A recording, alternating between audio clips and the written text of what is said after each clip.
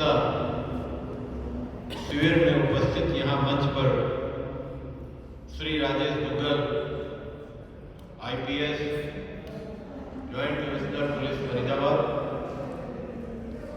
Shri Veervan Sharma ji industry association के प्रधान, श्री गिरीश चंद शर्मा जी, मंच पर बैठे हुए सभी सम्मानित सज्जनगण, मेरे सामने बैठे हुए सभी सम्मानित सज्जनगण, शहर से आए हुए सभी सम्मानित सज्जनगण और विशेष ग्रामीण पत्रकार एसोसिएशन के प्रधान श्री सुनील कुमार जांगा और उनकी पूरी टीम, फरीदाबाद पत्रकार एसोसिएशन और फरीदाबाद से जितने भी पत्रकार और छाया बंधु आए हैं।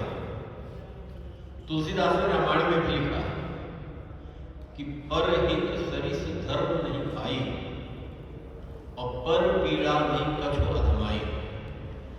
जो दूसरे का हित कर दे उससे बड़ा कोई धर्म नहीं, और जो दूसरे की पीड़ा हर ले उससे बड़ा कोई कर्म नहीं।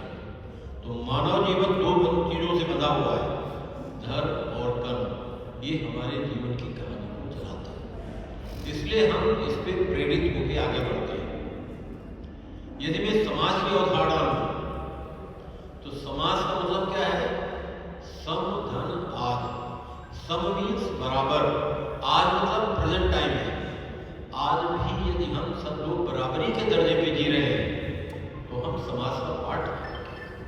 यदि हमारे में ऊंचा नीचा हो गया, बराबरी नहीं है, कमजोर और अमीर हो गया, गरीब हो गया, वो समाज नहीं है, उसको हम असमाज कहते हैं। वास्तविकता यह है कि हम इस असमाज के दौर से गुजर रहे हैं और उसको समाज के दौर में लाने की कोशिश कर रहे हैं। इसलिए तो हमारी NGO काम कर रही है, जो हमारे डिफरेंट एसोसिएशंस काम कर रहे हैं, जो हमारे बहुत से लोग आपस में सहयोग करके इकट्ठा होकर के एक दूसरे की हेल्प कर रहे हैं। उसका मकसद यही है कि जो हमारे साथी जिसके साथ कल हम बैठ करके हंसी खुशी अपने, आज क्या हो रहा है कि कोई भी व्यक्ति खुशहाल नहीं है, कोई भी व्यक्ति स्वस्थ नहीं है और कोई भी व्यक्ति समाज में बैठ करके अपने सुख दुख भी नहीं बांट पा रहा, क्योंकि वहां पे बहुत से इनहिबिशंस आ जाते हैं। इसलिए इस सबको कंट्रोल करने के लिए हमको अपना खुशहाल संतुलित समाज बनाने के लिए सभी चीजों को साथ लेके चलना पड़ेगा। तभी हम समाज सेवा कर सकते हैं, तभी खुशहाल समाज की अवधारणा जो है बना सकते हैं। इसलिए सबको संतुलित करने के लिए सबसे पहले क्या किया है? भारतीय परंपरा में क्या किया गया है? जब भी हम कोई काम करते हैं, कोई कर्मकांड करते हैं, तो सबसे पहले हम क्या करते हैं? स्वशिवाचन। स्वशिवाचन में क्या कहते हैं कि ओम भौ पृथ्वी शांति, अंतरिक्ष शांति, सर्वगम शांति, वनस्पत्या शांति, औषधया शांति, सबकी शांति की।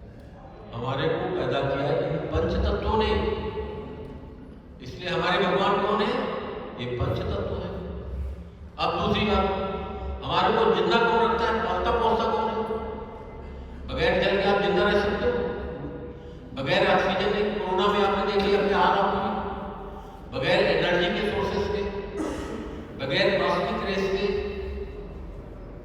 तो हमारे को जिंदा भी इन पंच तत्वों ने रखा है। यही पंच तत्व है जिन्होंने पैदा किया, यही पंच तत्व है जिन पे हम जिंदा हैं। इसलिए हमारे भगवान ये, अब इनकी मैं संधि विच्छेद करूंगा और डिटेल में जाऊंगा, लंबा होगा। भगवान की संधि विच्छेद कर रहा हूं। भा का मतलब क्या होता है? भूमि, पृथ्वी। गा का मतलब क्या होता है? गगन, आकाश। और वा का मतलब क्या होता है? वायु या हवा। और आ का मतलब होता है अग्नि या आग। और ना का मतलब क्या होता है? नीर या जल। पृथ्वी, जल, आकाश, वायु और अग्नि, इन पंच तत्वों को मिला दो तो आपके भगवान पैदा हुए। ये आपके भगवान है, इन्होंने आपको पैदा किया है, इन्होंने आपको पाला पोसा है। इसलिए हमको इनको बचा करके रखना है, इनको संजो करके रखना है।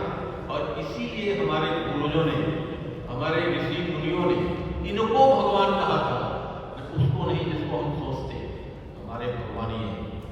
लेकिन इस पृथ्वी का सबसे जागरूक इंसान होते हुए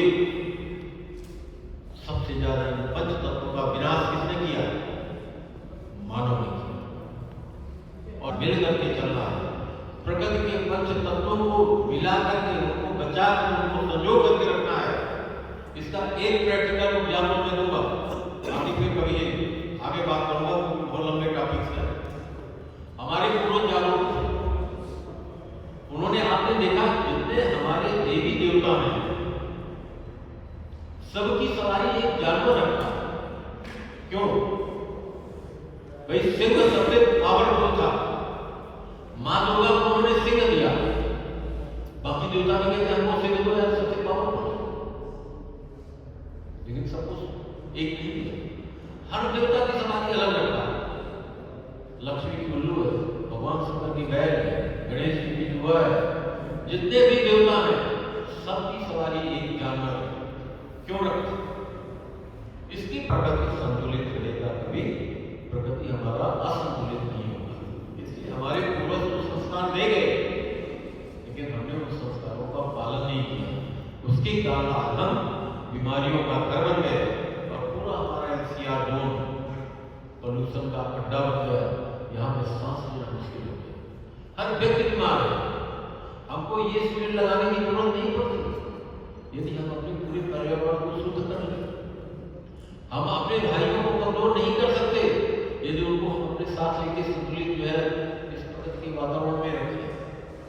तो कहीं न कहीं हम लोगों को लीड रोल लेना पड़ेगा, क्योंकि खुदा ने जो रिमोट कंट्रोल दिया है वो सिर्फ मानव सबके सुख दुख में साथ होना पड़ेगा, तभी हम मनुष्य कहलाएंगे, तभी हम मैन कहलाएंगे। इसलिए हमारे यहाँ शास्त्रों में एक श्लोक कहा गया है, बहुत से ईशान न विद्या तपो न दानम ज्ञानम न शीलम गुणो न धर्मम ते मृत्युलोके भूभार भूता मनुष्य रूपेण धरात चरन्ति। जिस व्यक्ति में न विद्या है, न यश है, न तप है, न दान है, न ज्ञान है, न शील है, न गुण है, न धर्म है, उस समाज में व्यक्ति कैसा लगेगा? जैसे जंगल में हिरण घास चरते रहते हैं, जीवन का कोई लक्ष्य नहीं। हमारे जीवन का लक्ष्य है, इसलिए हमको उस लक्ष्य की पूर्ति के लिए लगातार चलना है, काम करना है और इस पूरे समाज को खुशहाल बनाना है, इस पूरे ब्रह्मांड का संतुलन भी रखना है, क्योंकि वो जिम्मेदारी हमारी है। इसलिए हम सब मिलकर सहयोग करेंगे तभी आगे बढ़ेंगे।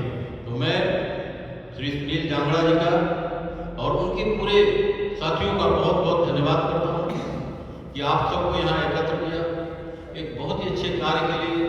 नेत्र चिकित्सा से जुड़े जितनी समस्याएं हैं, जो लोग यहाँ आए हैं उनकी सहायता के लिए, जो लोग साथ में जुड़े हैं, उन सबको अपनी तरफ से बहुत बहुत धन्यवाद करता हूँ कि आप और आगे बढ़ करके आए और समाज में जो पिछड़े हुए हैं, जो पिछड़े हुए हैं, उनको भी एक धारा में लेके आए, जिससे समाज की जो हमारी धारा है वो समान हो जाए, संतुलित हो जाए, तभी हम समाज का पार्ट बनेंगे, तभी हम खुशहाल होंगे।